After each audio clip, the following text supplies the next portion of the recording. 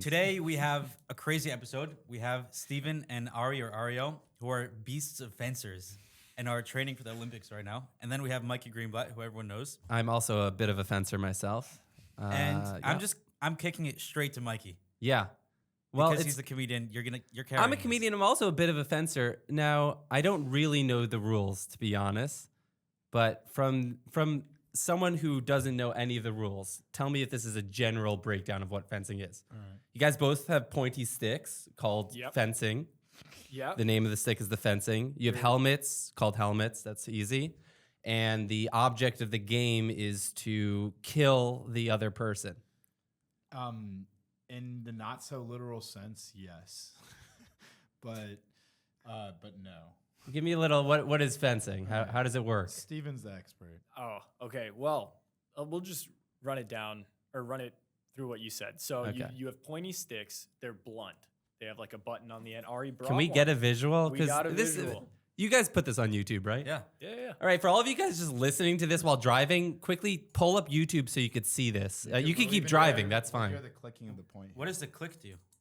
So this little button here, there's a spring on the end of this tip here, and there is a wire that runs through this blade. And at the end of this tip here, Yeah. we have like two little cups because there's two very thin wires. And once you push it down a certain amount, you connect the contact spring and the end of the wires, and that completes a circuit. And that gets sent through a cord that is connected through here, goes through your fencing jacket, and ultimately connects to a scoring system. And that is what registers a point. And it is pretty painless. Wow. For like- those of you that can't see, Feels DJ strange, is now but painless. bleeding from his nipple. We But stab DJ, and you're next, Mikey. oh boy, keep that thing Um, away. But yeah, no. So it's not so pointy as Steven was saying. Continue. It's this. So there are three kinds of stick. This one is called an epee. It's the one that me and Ari do. The three kinds are epee, foil, and saber. Can I hold it? Yeah. of course. See, That's a good Show look. them how to hold yeah, it. yeah, yeah. Steven. Ari, keep going. I'll So basically, the differences in the three weapons are both the way in which the scoring occurs, like the target and some of the rules around how you can score a point, as well as the actual weapon itself is slightly different. So epee, you can see there's like a wide base and it bends like up and down, not side to side, and it's got a very round and circular guard around the hand. That is because the target is everywhere on the body. So you have to protect the hand since someone's actually going for it. You don't want to leave your knuckles exposed and stuff. So Oh, interesting. it allows the opponent to safely hit the hand as a target. Foil, for example, is a thinner blade and lighter blade, and the guard itself is smaller because the target is just the torso. So there is less requirement of trying to protect the hand, and the guard is smaller, which allows for like a lighter blade and whatnot. And the scoring for foil and epee both require this point to be pushed down on the target, where epee, the target's anywhere. Foot, back, mask, hand, groin area, sadly. And foil, the target's here. And saber is slightly different. It does not have a point like this. It looks more traditional for a sword, I would say. It's got the guard kind of goes a little bit around here and then cups around your fist. And that's Like a because it's a pirate. slashing weapon. Wow. And it allows for the slashing and again protecting the hand from the slashes, but you can still hit the target. And the target for saber is waist and up. And foil and saber, you will see kind of like a gray little jacket or vest on top of your white fencing uniform.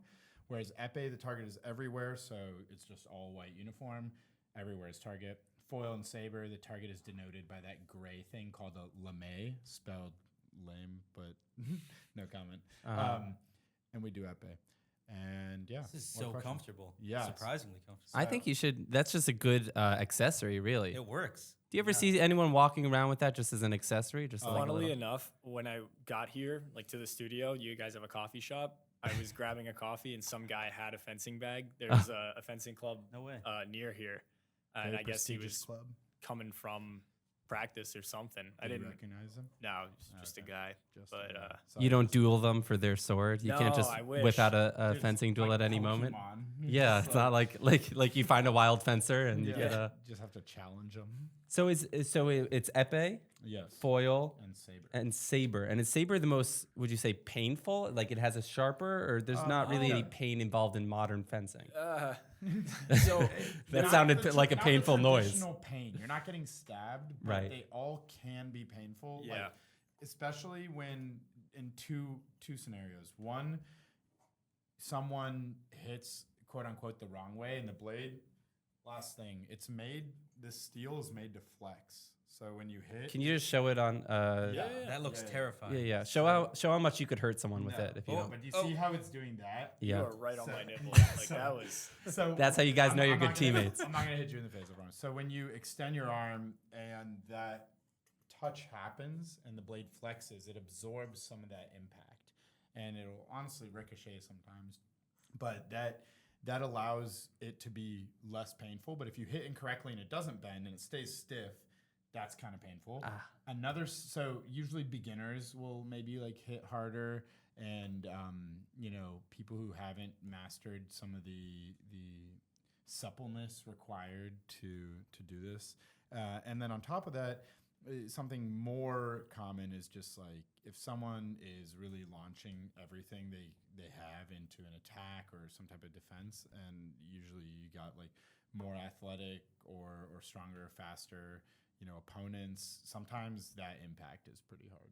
Or if you get flatted and Yeah, like if somebody just like tries to like whack you essentially, like that doesn't feel great. yeah, The only other time I would add that it really hurts is like bones. Like if you get hit on the shin or like the kneecap. hip happens a Hip, lot, like yeah. right on Ah, the that sounds like it Collarbone. stings. You Yeah. can show me your collarbone if it's still got the yeah, bruise. I don't know. Is there a bruise here? Oh yeah. Bruising? That's Oh, like yeah. a paintball bruise. Yeah, so Yeah. those Yeah. are 3 different hits from our friend Justin, who's a great fencer, also a very strong fencer, and I also am a large human, so we both kind of attacked each other at the same time. You should see the other guy. No, just kidding. He effed me up. So those are 3 touches from Justin from last Wednesday that sometimes you just get hit hard. But other than that, it's not really painful. Like it's not something I associate pain with. When I But think surely about fencing. before, I mean, that looks like a pretty modern in retrospect to Oh, the ancient thing that is fencing. That looks like a pretty modern scoring system, right? Like you have that plug-in. It shows electronics. electronic. Yeah. So before the electronic time, So funnily enough, like when you're involved in any sort of like niche thing, you get all these like weird talking points and opinions. We talk about how like blades pre 2010 were so much better because they were stiffer and they lasted longer, and now they're like a little more flexible and they break more often. But yeah, even like 20 years ago, the blades hurt more because they were just like rebar, just like much stiffer metal. But I guess And there were more accidents too. The blades wouldn't break necessarily the right way, or people wouldn't have the right safety equipment. And there are people dying while practicing this sport. what a way to go. Or even like the masks, the safety measures that they've brought into the masks. Yeah, can we get a visual of the mask? Oh, This is that was the a second fencing point. mask. Can I try that Yeah, on? yeah, Yeah. of course. Put it on.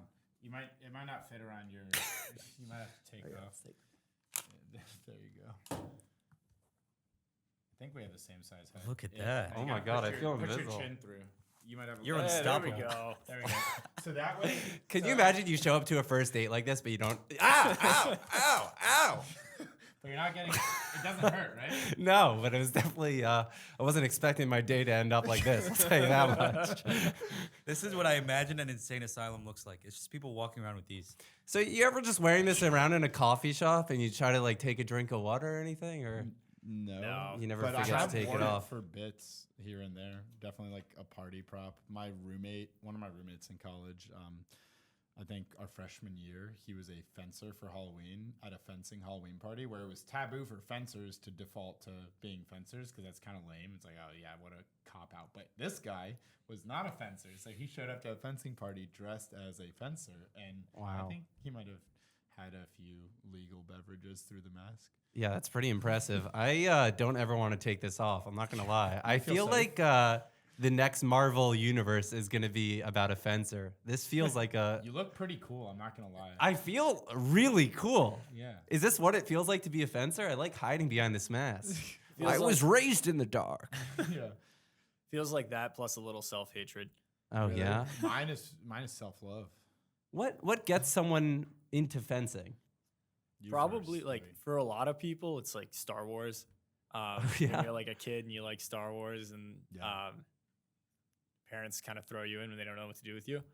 That's been a popular one. A lot of yeah. Olympians are like, "Oh, this Olympian went from a Star Wars loving kid to like national champion, international medalist." And it's like, Wow. oh, cool. Yeah. But that didn't happen for either of us. Or Oh. maybe you. For me, yeah. Oh, okay. Star Wars was what got you I mean, saw I was- Yoda or something? No, I was a fan of Star Wars, and my my aunt gave me classes as a Christmas present when I was 7. Wow. Just happened to fall into it, kept doing it, and loved doing it. So Wow. Yeah. Thank you, George Lucas. That That's is incredible. a crazy birthday present. yeah, it was Yeah. Christmas. Very Oh, thoughtful, Christmas though. Right? Yeah, I that wanna is very know- thoughtful. What's morale like in the fencing community? Because from the outside, I can't imagine what your image is like. Like, how do you feel the world views you? As fencers. As fencers. Interesting question. Okay, so you mind if I take this, or do you want to take this? I Take it I've been all. Before we do, I can't breathe anymore in No, this. no, So you're is there a way to losing- take this off? Yeah. Oh, just grab the grab bottom. from here. Okay. And just like yank. Superman back to Clark Kent. There you go. But you can see out of it, right? That's the first thing a lot of people ask. Like, oh, can you see out of it? Yeah, Like, yeah. Yeah. Oh no, it feels cool. Another one. So I've seen people have panic attacks because you are losing probably like 5 to 10% of your standard way of taking in air. Maybe less. But at first, I do remember feeling claustrophobic when I was about 10 years old, trying it on and thinking like, oh wow, that's a noticeable bit of my oxygen gone. Yeah.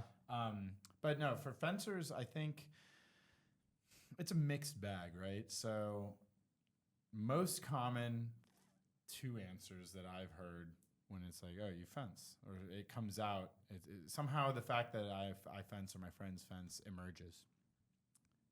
Oh, that's really cool. I saw that at the Olympics.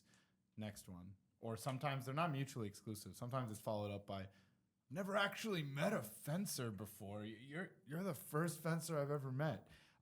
That one, it used to be kind of sad. I'd just be like, oh, why can't I be a basketball player? But you know, it's honestly a really good talking point at this point. So it depends on which fencer you are, but morale's pretty high because each fencer that owns the fencing aspect of their identity holds the key to bringing someone else into the know about fencing, sharing that passion, sharing what could be a really cool experience or opportunity for that person to start fencing, and, you know, just being engaged with the sport. Like you felt really powerful there for a second. I felt incredible. Yeah, exactly. So that, you know, in some universe, that has propelled you to want to try fencing. Maybe this universe, maybe it'll happen on a theorist episode. Yeah. Who knows? But overall morale, it depends on what context you're coming at it from. Like within, you know, fencing being a niche sport, I think it's up and down. You know, niche sport means that it's a double-edged sword. So from the bad side of the sword, less investment in the sport financially, attention-wise. It's, you know, the awareness of fencing is very low, as we just talked about, and there's no true, for the 99 point whatever percent of fencers, there's no career prospects in fencing. So it constantly, for your entire life, has to be a complementary activity. It has to complement the rest of your life, where you have to like go to school, play school, focus on academics, get a job, or whatever path you are taking. You know, that's not the only one, but it just makes fencing hard in that sense. But on the other side, because it is a smaller sport, you know, if you get really good, for example, if you get really good at basketball, there's so many amazing basketball players. There's so many amazing soccer players, but to be in the NBA, you have to be amazing to the nth degree, right? Fencing, they're just, by virtue of the fact that it's a tiny sport relative to basketball, they're way less good fencers. So once you become amazing or really good at fencing, everyone's going to see it in the community. which is way smaller than the basketball community. So I'd say the path to the top, once you get really, really good, that ability to get noticed, just because there are fewer, there's only, one league essentially per country that's doing this. Whereas basketball, there are a gajillion leagues, right? Soccer, there are a bunch of like lower level leagues, but it's all self-contained in one league or federation per country. So once you get really good, it's almost impossible not to get noticed. So that's some of the benefits, and that opens a lot of doors. It's opened a lot of doors for Steven and I. So morale is mixed. Did I miss anything? No, I was going to say, I mean, for the reasons you say, I think a lot of people get jaded. Like, we all still love it and we're still pursuing it and still doing it. But I think there's this sort of like, Steven's jaded. I'm not jaded. Ari, Yeah, Ari's I feel that. I resisted. feel those energies. Ari's resisted pretty well. But no, like, we put on that front because it's, you kind of remember that, like, yeah, I'm an amazing fencer. There's like not 10 million of those, so double-edged sword. But I think you get people who really like it. Like, it attracts people for a lifetime. There's veteran age categories, right? You'll go to a national competition, you'll see like people who are 70, 80 plus competing to be national champion, right? And I think that's cool and unique for the sport. And I think just having people who are in the community for a lifetime helps educate and grow the next generation and generations beyond that. And you pick up some cool stories that you can continue to share with people who can relate, and you can do it for a long time. Yeah. And you traveled the world, right? Yeah. Which So- you would not. I would not have expected that if I didn't know that already. Exactly. And that's not something that, so for example, things that keep me unjaded. Fencing has opened up doors, not just from the, college scholarship aspect and, that trajectory. It's also allowed us to become fairly worldly at a young age. By the time I was 18, I'd probably gone to like north of 20 countries, maybe 30 or whatever. If you're really good at a younger level, your friends will be studying for a U.S. history exam and you're in Paris. Wow. And then you come back and you still have to take the exam, but you went to Paris over the weekend. And then 2 weeks later, you're in Italy and they're still studying for U.S. history.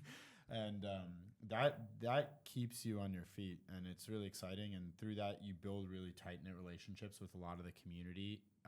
And that's at the top, right? But there are so many levels to it, just like any other sport. It's just through it being niche, those connections in some cases become stronger because it's a lot of people that are not doing something that is the path that is commonly traveled. It's like, oh, yeah, our friends at school are all doing basketball, but we all go to different schools and we choose to do fencing. Therefore, we're all friends. And a lot of clubs foster a really family-like community around the U.S., and I've seen that throughout my career, and not just in the U.S., where your club is a second community for friends, and that's been really cool. And it's friends across all ages, which I think is also really challenging for a lot of people to do when they're younger. In high school, making friends, or even middle school, being friends with high schoolers. It's not something that's as common across the board, but in fencing, it's very normal. And that's been really cool, I think, for us to take with us. You have your own little sub community Oh, Yeah. yeah, it's a tiny little world. all over the world. We'll bring you in.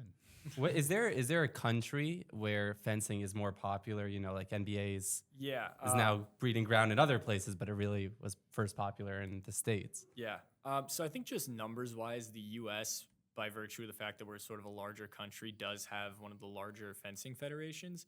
But as far as fencing knowledge per capita, France is definitely up there. It's like a huge sport in France comparatively. Because they smell very bad, so they have the mask on. They gotta keep a distance. That makes sense. Yeah. Italy, Hungary are like very big European nations for it. Russia, up until more recently. In Ukraine. A lot of Ukraine. countries where it becomes a part of the propaganda, where it's like, in the U.S., how many top-level athletes do we have, right? A lot. In We any just- sport? Yeah, that's my point, in any sport. But in these other countries, it's like, okay, if you're like the one NBA player from Ukraine, you're pretty famous. Right. And then there aren't a lot of you. How many NBA players do we have from America? A gajillion. NFL. NHL, MLB, blah, blah, blah, blah, blah. Keep going. But for fencing, if you're an Olympic gold medalist from another country, you could be a national hero. And therefore, people will learn about fencing through you. In the U.S., that is also the case, but in a way smaller level. We got a lot of people who paid attention to the Paris Olympics because we got a lot of medals there. Lee Kiefer, Lauren Scruggs, Jackie Dubrovich, Maya Weintraub, Nick Itkin, all people that we know are becoming significantly more well-known, and people are being introduced to fencing through them because on their Peacock stream, they're like, oh, I'm watching the gold medal matches stream. And it's like, oh, I'm watching fencing now. I guess the U.S. is good at fencing. And then they kind of get into it from there, but it's not the same as these other countries. Like Hong Kong gets 2 gold medals at this Olympics. I don't know how many total gold medals they got. I can look it up. Are we allowed to use our phones in this podcast? Yeah. You have permission. DJ could edit it out so it looks like you're just getting this knowledge naturally. I think it looks better if I admit that I don't know everything. Okay. You've never once done that. Yeah. Yeah. Hong Kong, Paris 2024 gold medals. They might have both. I know for a fact they got 2 gold medals in fencing, but they got, let's see, at the Paris Olympics, Hong Kong won 2 gold medals, and they were both pretty fencers. good. So in Hong Kong, you might imagine that fencing, to the nth degree, skyrocketed in awareness. And there are places like that. But traditionally, Stephen was right with like the Russia, France, Hungary, Italy. But it is growing, and the internet is helping. So are you guys? Aside from it being easier to be good in this sport, Yeah.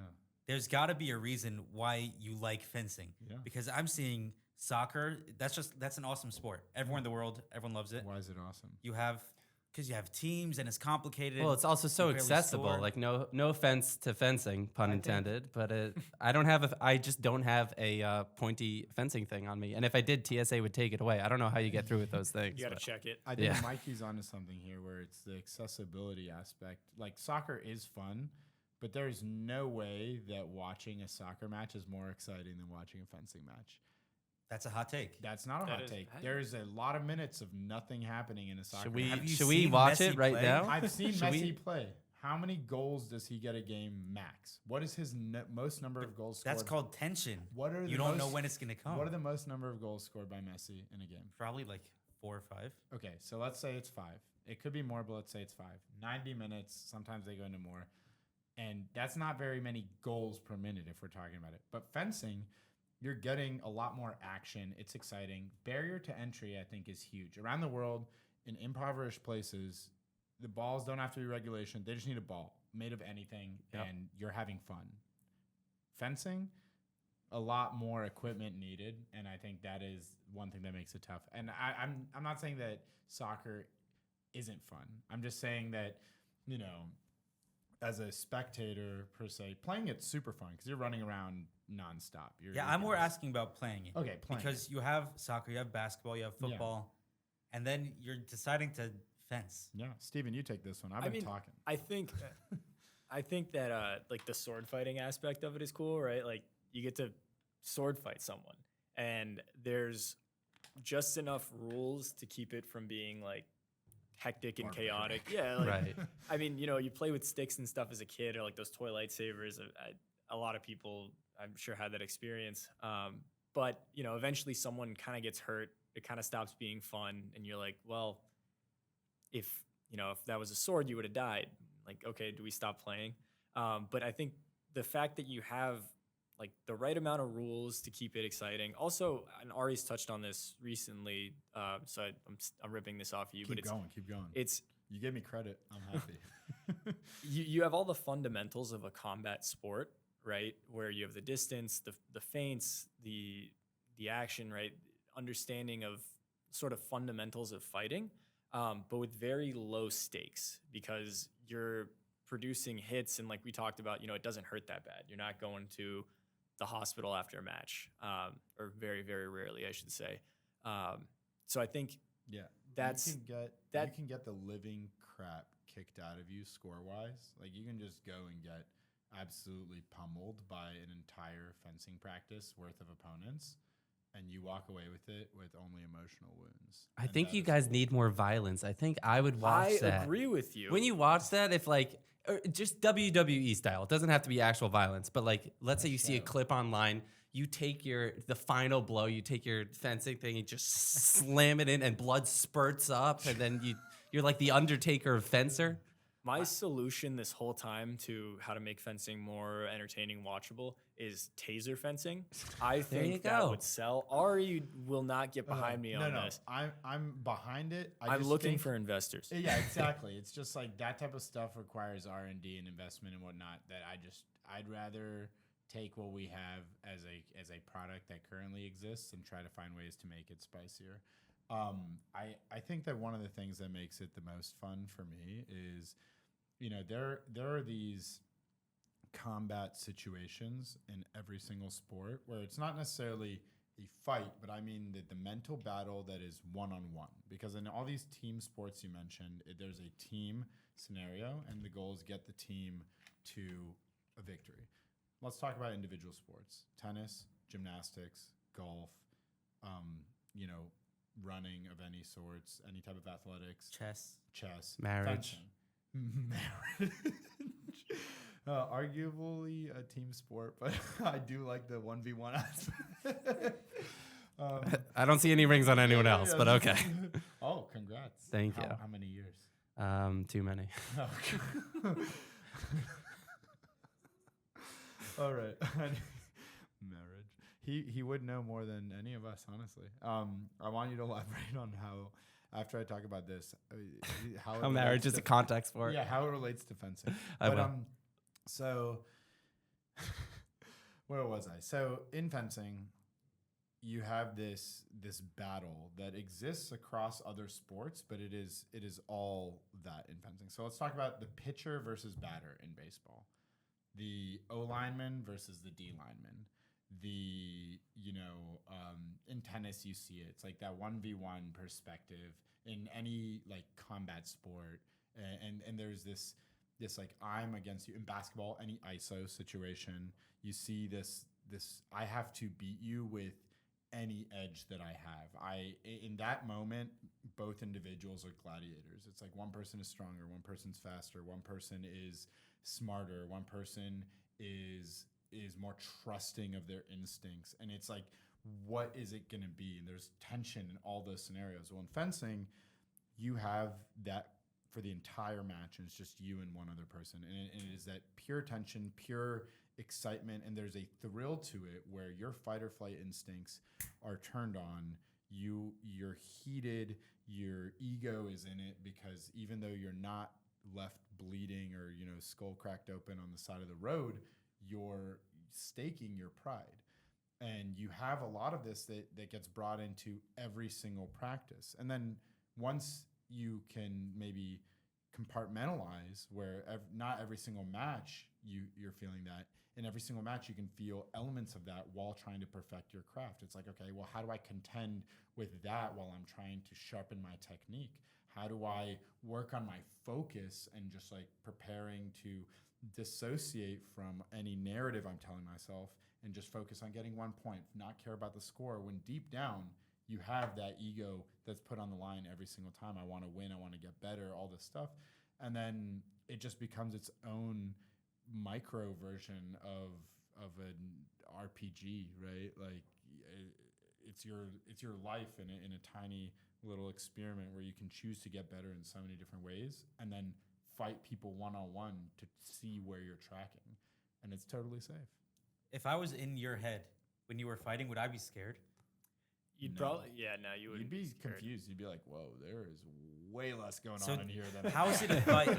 There's way less going on in here than I thought." How is it a fight if that doesn't sound like a fight to me? Is usually I want to beat this person. I hate them in this moment and I want to destroy them. Yeah, so which is terrifying. You can try and do that, But how? and then once you have to turn that aspect of your brain somehow has to like be the gas for the car, but the actual driver has to be doing something else, because I could just like load Super up. philosophical. Yeah, I could load up and try to just like bring the heat, and then all of a sudden I'm fully like throwing myself at you, and you just take a step back and push me out of the way, and then it all means nothing. You So- can't go into blind fury. There's No. strategy here. Well, Yeah. and you just have to pull on different energies at different moments because there is strategy, but like sometimes you need to have that hate or that fight or that love or that pride, and sometimes you need to pull away from that. Sometimes you need to accept like, okay, I might lose this, and that's okay.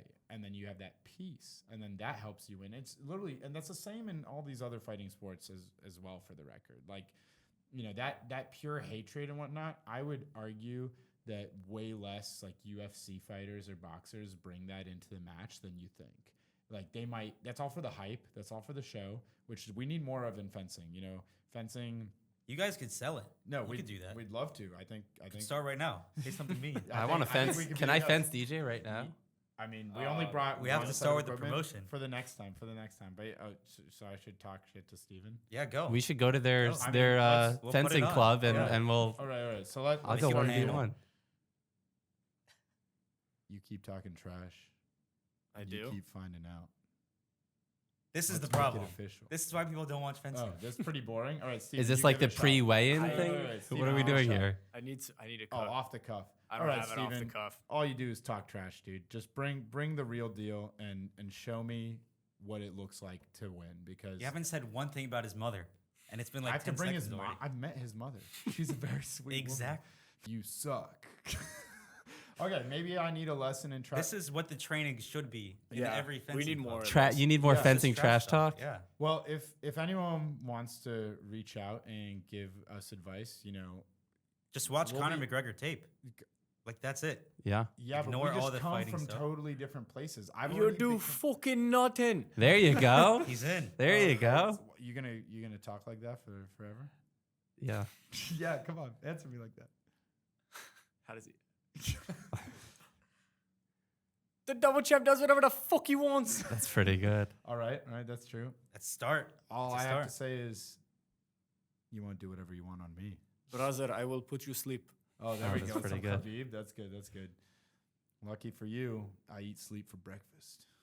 But you're saying it's all fake in those fights because Yeah, it I'm doesn't like, seem all all fake. No, no, of it? okay, But no, it's no, WWE. WWE's No, fake, no, and they have a UFC huge, And they're great at it. really UFC dumb audience. Okay, look, every sport, there's a little bit of truth in every joke. At the same time, there's a lot of respect between those athletes, and I think a lot less true hatred than you think. Like sometimes it goes too far, and then maybe there's no apology behind the scenes or in the public, and that's, you know, true disrespect is true disrespect. But there's a lot of, you know, after a UFC fight, you'll see someone come in and challenge, like Patty Pimlet, more recently in late June, went into the ring after, I forgot who. Taporia. Yeah, I think Taporia won, and Patty was like, I'll beat you, you know, you suck. And they're like shoving each other, and there's a little bit of like Some tension and theatrics, energy. yeah. The camera caught Taporia afterwards just smiling, and Patty's probably smiling too, because they know that their viewership's going up.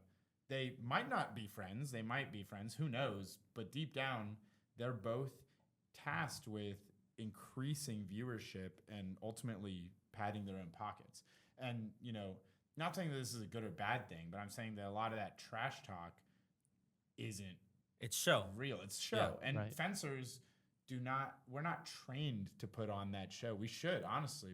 And it's hard, but a lot of fencers, you know, invest a lot of that time in fencing, and there's no element to having that show come through in the environment that we're allowed to compete. The competition environment, it kind of beats it out of you. Like, I would argue that if there was a different competitive outlet for fencers, a different form of tournament or a different opportunity, which would be awesome for the record, you'd see a lot more come out given the rules allowing it. Like in fencing, you can't celebrate for too long.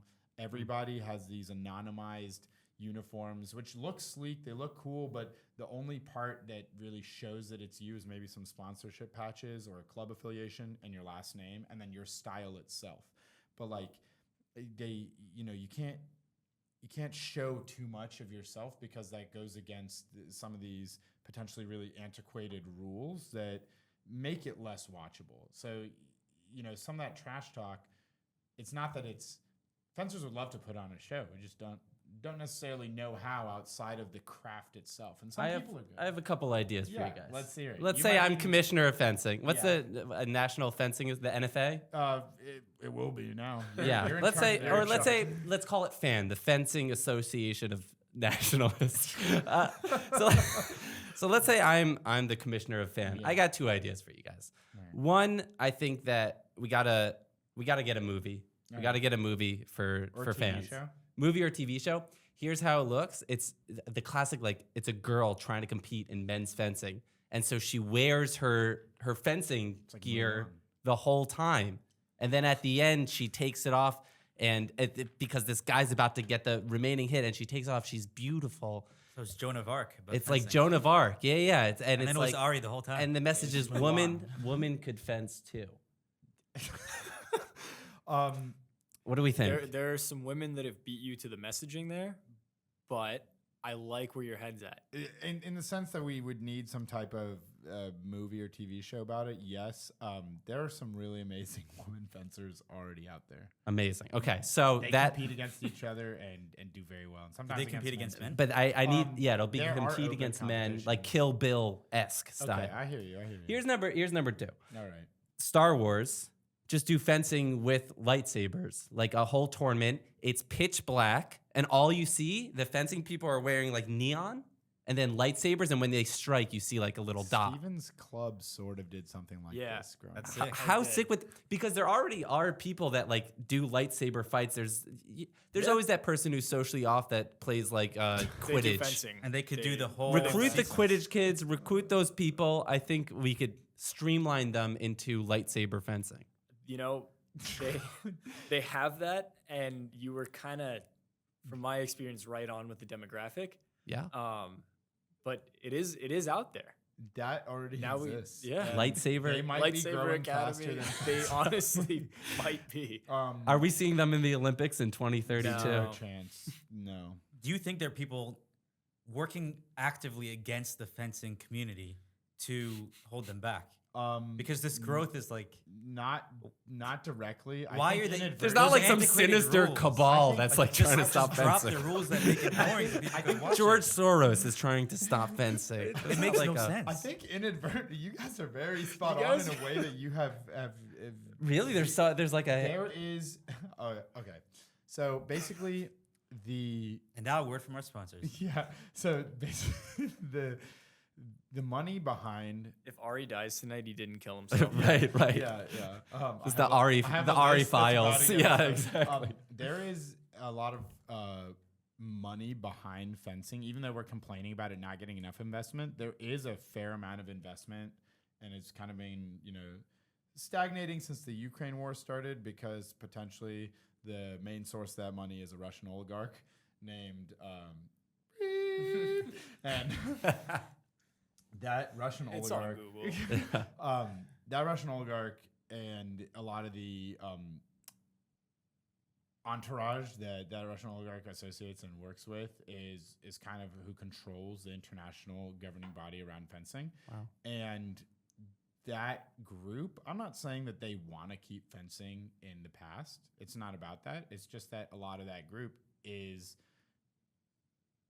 maintained by individuals that are a bit older and want things to be a certain way. And it's frankly really hard to disrupt your own entity and organization when you're not built on the idea of disruption. You're built on maintaining this elegant, beautiful product, blah, blah, blah. It's not in your DNA to disrupt. So I think they're inadvertently holding the sport back, and it's an inherently amateur organization.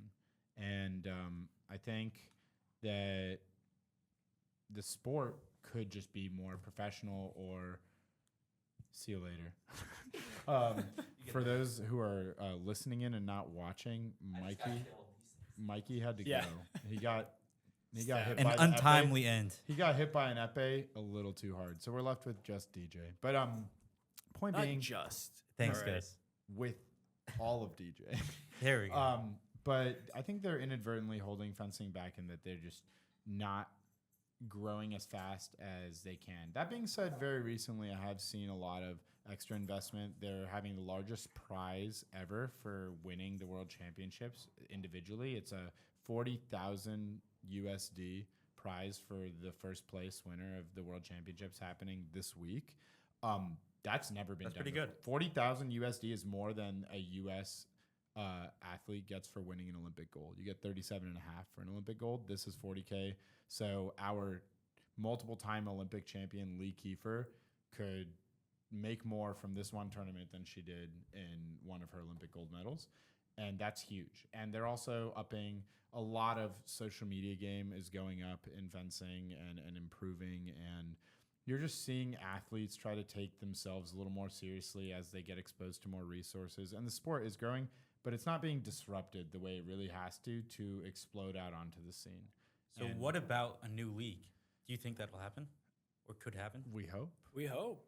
I think that it would definitely benefit the sport a lot. I think that, when you introduce something new like that, I think that it would involve people being frustrated. It would involve people being confused. It would involve a lot of new eyes being brought onto the sport. It would involve a lot of excitement from at least a large portion of the community that is looking for this change. Because the conversations about change and improving the status or just growing the sport as society progresses, that those are pretty common conversations. There have been N to the Y degree conversations on how to make fencing better. Like, r/fencing, you could probably find at least 2 posts in the last couple weeks about that. And it's something that's ongoing. And the elite athletes have it with one another, lower level athletes. Everyone wants to improve it because you can see the faults. And the sport tries is just really slow. Pro league, new league, whatever it is, would definitely shake things up and I think provide a new opportunity for potentially, athletes to put on a better show. The entire way in which the sport is presented to be different, more geared towards viewership, stuff like that, a little more personality getting pushed through, more areas for advertisements, more sponsors, more integrations. Yeah, influencers, more integration with pop culture. It's a very fashionable, stylish thing. There are a handful of fencers who have already been trying to push the bounds of what fencing can do and what it looks like and where it appears. And those fencers have done a great job. And I feel like if, somehow we all work together, we could bring about a new opportunity. And it's not to push out the opportunities that exist. Because, what exists right now for fencing needs to exist for people to get good at the sport, right? It works, and I think it works well. Yeah. Fencing has its problems, but I think the overall framework that we operate in, I think it's well balanced. I think it's good. At least on the epee side. At least on the epee side of things. I think the there's process. some controversies for there too. I think the process by which you go about becoming a world champion or an Olympic champion, the structure of the competitions, things like that, I think it's good. It's fair and it's exciting. It's competitive. It's exciting as a competitor. Yeah. That's the issue.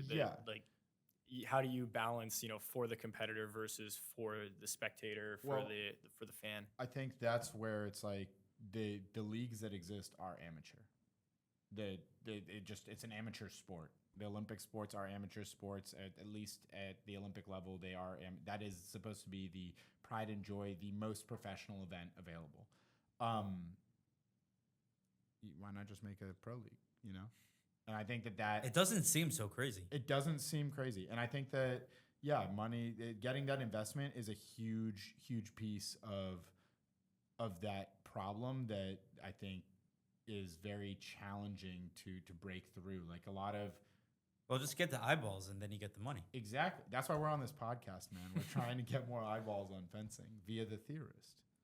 And your podcast. And and- we should plug our Yeah, podcast. yeah. Steven and I are a part of a podcast that we just started called Direct Elimination Podcast. Check out Direct Elimination Podcast. Yeah. First episode, depending on when this airs, will either be about to air or will have just aired on all social forms of media, short form, long form. And the goal of that is similar to this, just hang out, build more of a community around people who are passionate, want to grow, want to learn more about,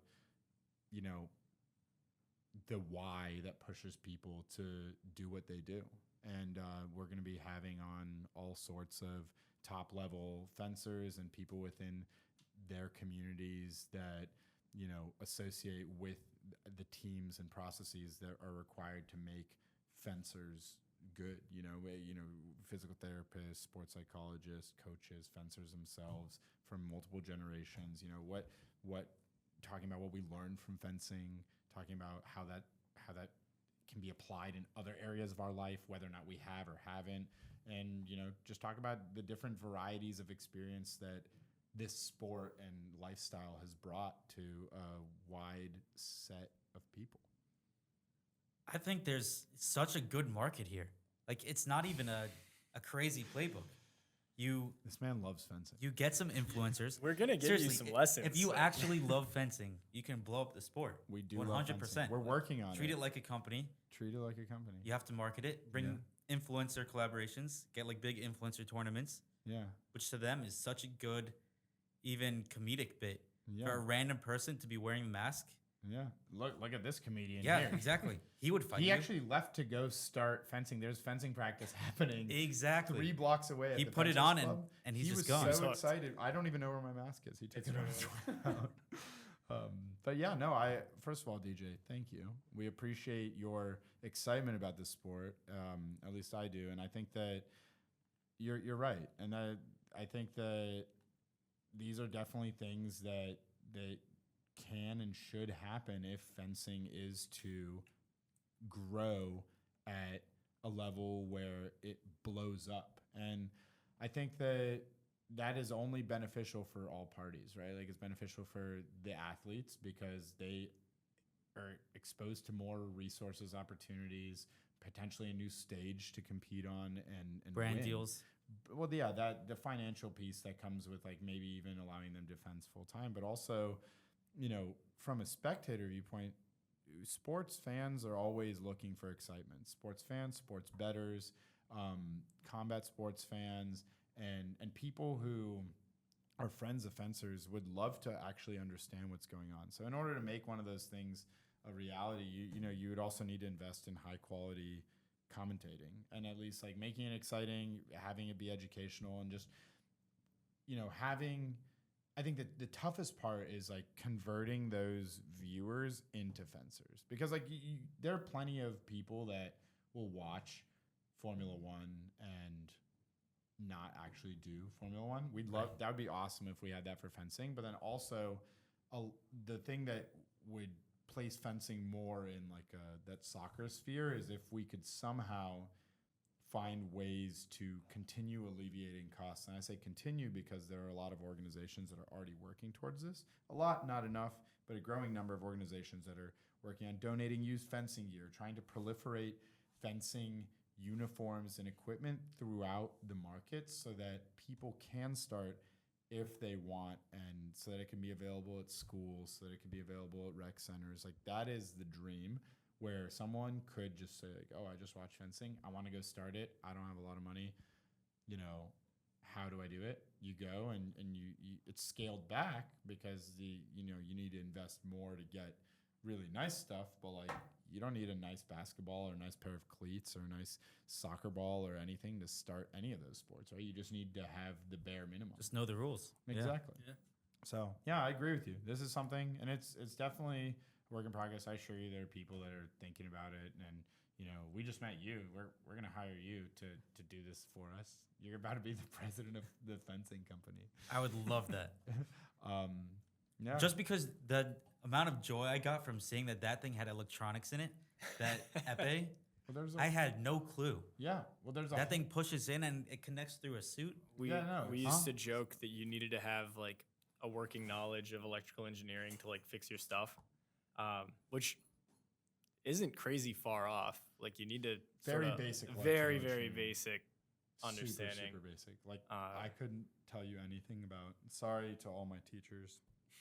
I couldn't tell you anything about ohms, but I know they exist. They exist in fencing. They exist in fencing. There's a threshold. Do you know anything about ohms? DJ? Ohm's law.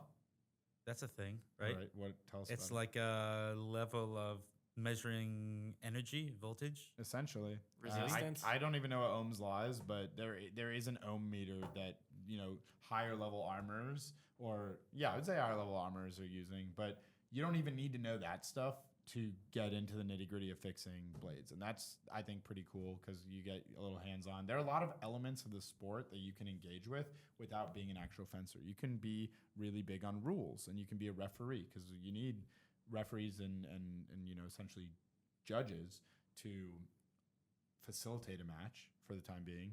And you also need people to fix stuff because not every athlete knows how to fix their stuff, and some people are better at fixing stuff than others. One of the best armors in the world right now for epee is actually a dentist who has two very strong athlete kids. His sons are both very high ranked in the U.S., and his older son is on the path to potentially being one of the best men's epeists from the U.S. ever. He's incredibly, through this point in his career, I think he might be the most successful men's epeist ever. Just looking at like trajectory, we'll see the most successful men's epeist in the U.S. history, Seth Kelsey, had a very long career of success. This younger guy, Sam, very early in his career. He's, I believe, 19. He's about to be 20. But his father is a dentist who just fell in love with armory and does it super well. He found all the ways that work for him, and he's on top of it. He's doing a great job. And some people just get really into the fixing stuff aspect, and there's a lot of stuff that needs to be fixed because it relies on scoring equipment. During a match, that would happen? No, during match you're usually Or a bout. cycling. It's called, There are right? plenty of bouts that pause due to technical difficulties. Well, Yeah, you Yeah, gotta that is- call in the armorers for the tournament to come fix the strip, or fix the machine. There's technical issues with the machine. Even like pausing mid match to switch your equipment because it'll stop working mid match. You have like the cord that we were talking about. that's that such a plugs into the weird epee. It's this. nuisance to have in a I sport. forgot. we Yeah, had isn't one. it? Why does that still happen? Well, because it's hard. This body cord, right? It plugs into here. There are so many things that can go wrong with this Yeah, it's like wire because it moving gets around. tugged. It you could know, get broken, like the inside- wire breaks in there. Yeah, inside. But you would the- think someone would have solved that. I don't it know. takes a lot of investment to solve problems. Like Yeah. if something it works well enough given the amount of attention it's currently getting, and if it gets more attention, you get more R&D budgets, you get more people fixing things. Like the amount of quality fencing equipment companies that exist is very small relative to other sports equipment manufacturing, markets or industries per se. So it's like of those companies, essentially they're competing against each other, and not that many of them are super interested in innovating. Again, the sport is not built on disruption. The sport is built on do what you do better than someone else, but we're not trying to do something totally different because there's no avenue to do that. There's no, like, why make a taser fencing sword? Because it Which, would be awesome. No, I'm saying why make that if no one can really use it anywhere? But if there's a league for that, then it's like, oh, now we're Now we're making them, talking. right?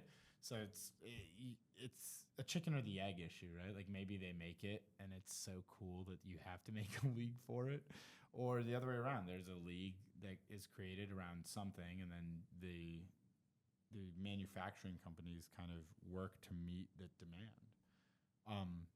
It's hard to figure out which avenue to go down, but I totally agree with you. There's so many things that are exciting, so many different paths you can take as a fencing enthusiast that don't necessarily involve trying to like be the best, right? Like you could also just do it because it's fun. Like you haven't even tried fencing yet, but fencing alone is just fun. It's a big workout. People don't realize how many calories you burn while fencing.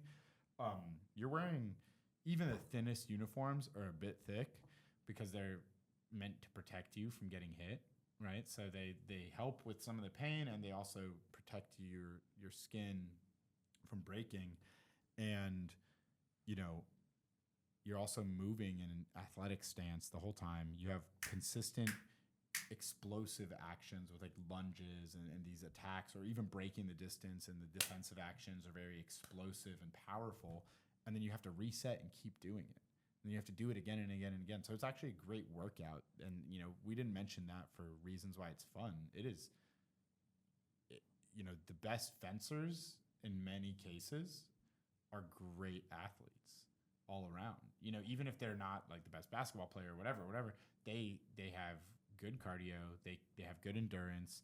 Coordination, they have spatial awareness. good coordination and spatial awareness. Even if it's just applied to fencing, like it is good. Like the amount of not only dexterity and mobility and acceleration, everything, you just need to have that reaction time to be able to see a tip moving towards you and displace the tip, or hit while it's coming towards you. Like the speed that is happening at is really understated in society. But then when you try and watch a fencing match, you realize I have no clue what's going on. I mean, Steven and I understand because our eyes are adjusted, but most people that watch fencing for the first time, even still, like we'll be watching something and you'll see like what occurs, and like I'll think it's one thing or you'll think it's another thing, and we have to like slow it down and go like, okay, what really happened And you're here? talking about that blade bending in one direction or another that you can't see because it's in a. but Yeah.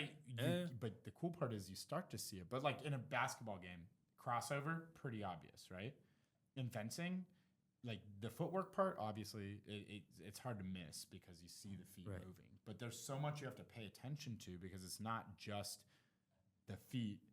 Like in basketball, you do the feet and then the ball's large, so you see it, and there's a lot going on. With fencing, there could be a lot of different actions on the blade, and it's hard to see, if you're not adjusted, where did they hit?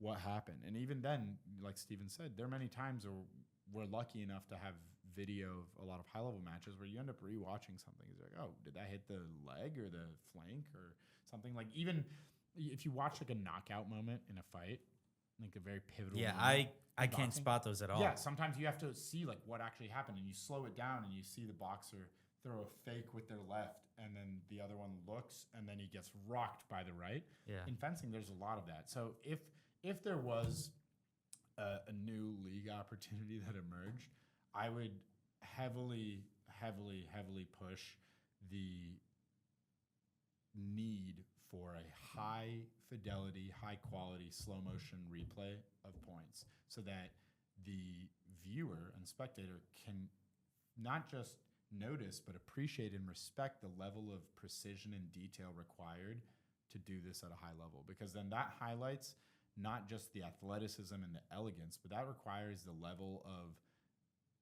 inches, centimeters, millimeters that is required to save you or win you a point. Like there have been a lot of points, as Steven and I have fenced, where you're doing something when the blade is like right near your chest or right on your arm, and you actually feel it like skim your body, and you just happen to like. Even funnier, what'll happen sometimes is if you time it just right, like And lift someone your is arm hitting too you early. and you lift your arm, you see how it's bending on me? Yeah. But the button's not pressing. So somebody will be stabbing you like this. Watch out. It's yeah. so hard to watch. So somebody will be stabbing you like this, and you're like, oh, like, but the light's not going off, so you can hit it. kind of like maneuver yourself out of the way and then hit them, and it's kind of like a ha. Like, yeah, and it sucks sucks for you. because you lost the moment, but you still won the point. It's really weird because that's like an unforced error or sort of forced, like it. But stuff like that happens. There's so much detail that occurs that is missed in the current production of the sport, and I think that is just another area of opportunity. That would be so cool to see. Thank you guys for coming in. Yeah, I thank didn't you know for having anything us. about fencing before Yeah, this. of course. Between your first episode that you filmed already and this episode, I feel like I'm almost a noob now. You could be So, a coach. yeah. You're pretty good at it. I can tell. Okay, let's try. But yeah, thanks. I for want having at least one bout. Yeah. That's Yeah. what he is. No, I well, mean, we'll bring stuff anytime. here. Yeah, we'll bring stuff. We got Yeah. lots of stuff. Um, You're right-handed? Yeah, All right, we'll No, remember that. perfect. Yeah, no, it's good. Let's do it. Which of your co-hosts or theorists would you like to fence? probably Asher. Asher, All is right. he righty or lefty? He is a righty. All right, we could definitely make that happen. That'd be a fun. That would be fun. Side quest episode of both Yeah. of our lives. But yeah, thanks for having us on. Thanks for letting me ramble. As you can tell, Steven and I are really passionate about this And good at talking. and yeah, I guess good at talking, and we love. Can't beat sharing. Ari. Can't beat Ari at talking. I am the talker. But yeah, no, we love sharing our passion with other passionate people. Like you guys are doing something really cool here at Theorist Podcasts, and you know, having different groups of people on is really important for you to expand your own realm of what you know or what you don't know, and it's great to connect with other passionate people like yourselves. 100%. Thank you guys.